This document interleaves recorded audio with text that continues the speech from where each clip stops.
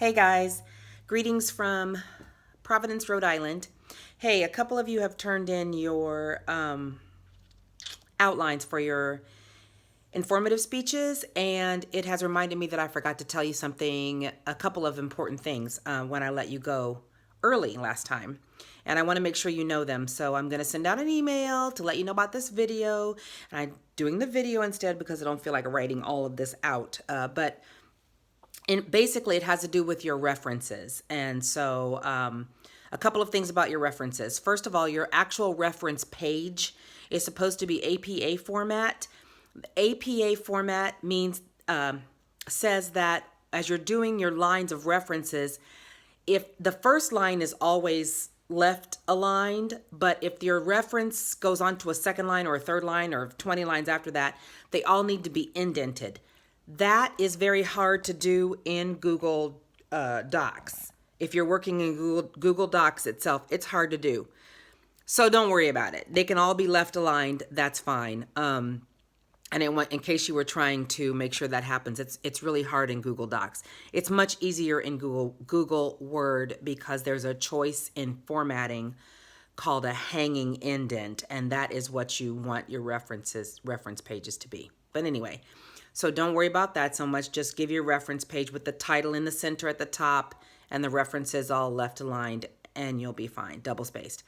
But the main thing that I did not get to tell you is that you must also cite your information within the body of your speech.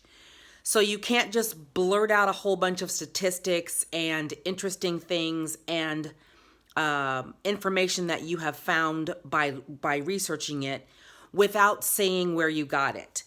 And so the way to do that, there might be somebody, well, anyway, the way to do that is to just use words like, according to John Smith, well, of course, that's somebody's crazy, boring name. So according to the NFL, the NFL official website, football players suffer injuries every year, blah, blah, blah, blah, blah.